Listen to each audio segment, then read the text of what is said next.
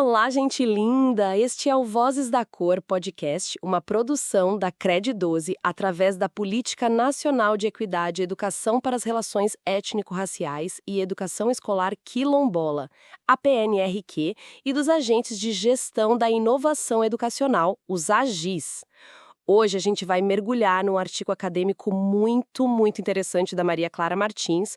O foco dela é bem na origem dos Racionais MCs, sabe? Ali entre 1990 e 1997, um período chave. Uhum.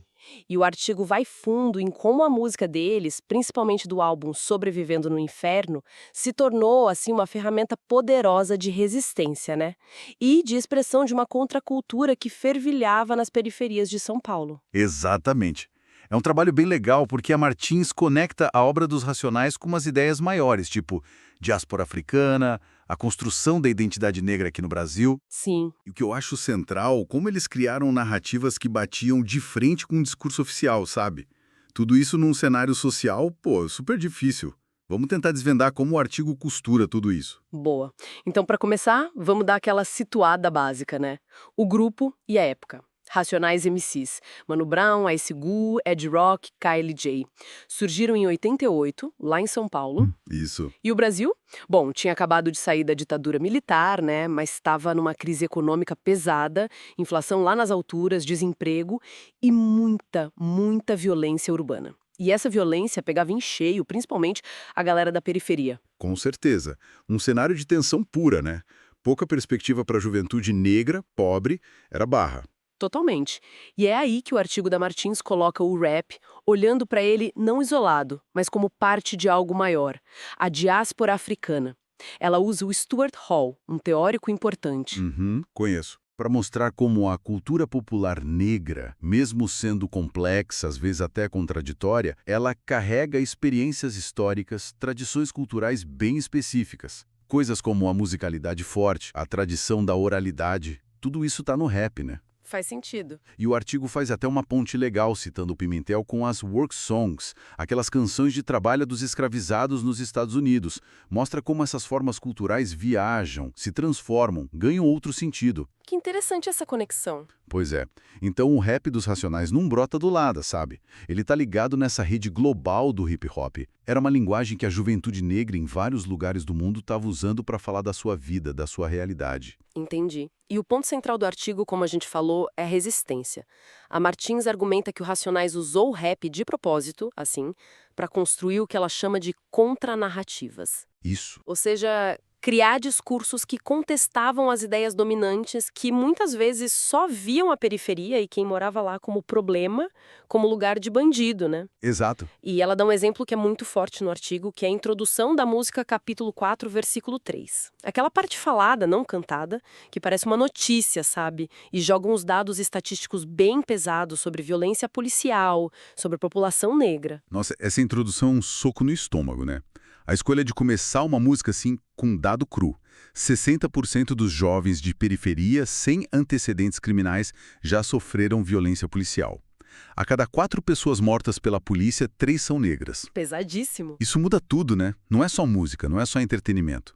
Vira um ato de denúncia, tem um potencial de chocar, de fazer pensar, que é gigante. Totalmente. E como que o artigo analisa o impacto disso, dessa escolha? Então, aí ela traz uma ferramenta teórica bem importante, que são as ideias do Michel Foucault sobre discurso, poder e saber. Ah, Foucault. A Martins argumenta, usando Foucault, que o discurso não é só um reflexo da realidade. Ele, na verdade, produz realidades. Ele organiza o que a gente pode falar, pensar, conhecer.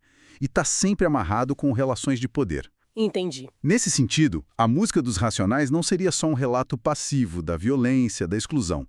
Ela vira uma ação que a autora chama de político-estética. Político-estética, o que seria isso na prática pensando nos Racionais? Quer dizer que a forma da música, a batida, o jeito de rimar, as palavras escolhidas, como a história é contada, tudo isso não dá para separar da mensagem política. É a arte agindo direto na sociedade, sabe? Criando novas imagens, outros jeitos de entender o mundo. Desafiando o que está posto, né? Exatamente. Desafiando as normas, os discursos que dominam. O Foucault falava que onde tem poder, tem resistência. E a música dos Racionais, para essa análise, é um exemplo claríssimo dessa resistência. É um saber que vem da margem e contesta o poder central. Nossa, faz muito sentido. E isso conecta demais com o jeito como eles mostram a vida na periferia e a identidade negra, né? As letras são cheias de personagens, de cenas do dia a dia. Sim, o mano que trampa debaixo do carro sujo de óleo, o que vende chocolate de farol em farol, a luta para sobreviver tá ali, nua e crua. Mas tem também uma mensagem forte sobre pertencimento, sobre identidade racial. Eu lembro bem daquela história do preto tipo A, que era respeitado na quebrada, mas aí se perde quando tenta se misturar com os branquinhos do shopping. Essa história é clássica, né? E o artigo mostra como essa valorização das raízes, da comunidade, da identidade negra funciona como uma estratégia de resistência muito importante. Como assim? É que isso vai na contramão de como, historicamente, a identidade nacional brasileira lidou com a cultura afro-brasileira. O Renato Ortiz, que é citado no artigo, fala de um processo de branqueamento ou de domesticação. Ah, sim. Tipo, aceitar alguns elementos, mas tirar a força crítica deles. Exato, aceitar o samba, a capoeira, mas de um jeito meio folclórico, sabe? Esvaziando o potencial de afirmação de identidade de contestação. E os Racionais fariam o contrário disso? Justamente, pela análise da Martins, eles fazem um movimento inverso. Eles afirmam a negritude, a vivência da periferia, não como um peso ou algo que tem que ser superado para se encaixar, mas como fonte de força, de saber, de orgulho. Entendi. Ortiz. O artigo até traz uma fala do Kelly J que é genial. Resume tudo. Ele diz que o rap trouxe a dose de autoestima que o preto precisava. Forte isso. E conecta com que outro autor, o Alessandro Portelli, fala sobre memória popular. Encontrar dignidade, encontrar orgulho justamente na dificuldade, na opressão, pode ser, por si só, uma forma muito potente de resistir culturalmente, psicologicamente. É dizer, nossa vida é dura, mas nossa cultura é rica.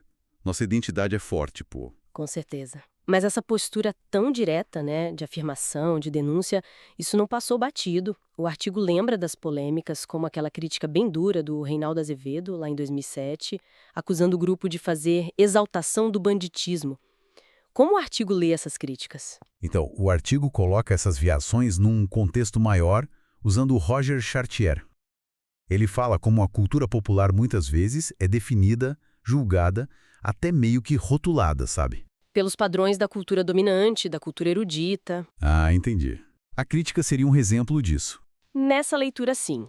Seria uma tentativa de tirar a legitimidade na narrativa dos Racionais, de pintar aquilo como perigoso, imoral, em vez de tentar entender como uma expressão válida de uma realidade social que era, sim, complexa e violenta. Então, a análise defende que eles não estavam fazendo apologia ao crime, mas sim construindo narrativas alternativas à própria criminalização que eles e a comunidade deles sofriam. a resistência aí não está só na letra de confronto direto.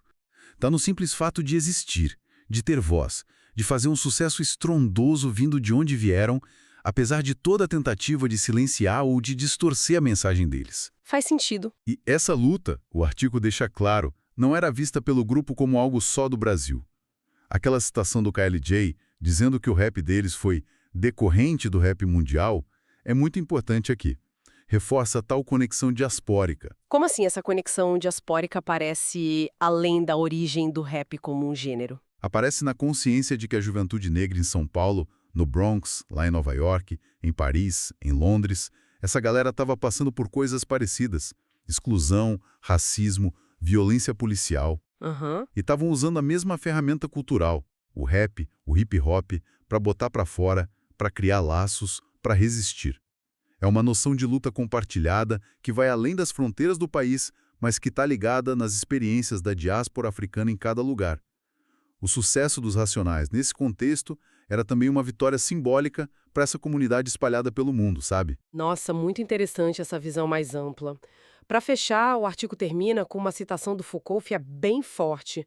Diz que os pontos mais intensos da vida, onde a energia toda se concentra, são aqueles onde a vida bate de frente com o poder, confronta o poder. Impactante, né? Muito. E deixa a gente pensando, Onde mais, hoje em dia, na nossa cultura, na sociedade, a gente consegue ver essas manifestações assim intensas de resistência, onde vozes que historicamente foram caladas estão conseguindo, seja pela arte, pela música, pela escrita, sei lá, por outros meios, estão conseguindo enfrentar as estruturas de poder e criar suas próprias narrativas, insistindo em existir e contar a própria história. É uma reflexão que a obra dos Racionais, quando a gente olha por essa lente do artigo, continua provocando na gente, né? Com certeza, uma provocação muito atual. Este foi mais um episódio do Vozes da Cor Podcast. Aqui, todas as cores têm voz. Até a próxima, galera!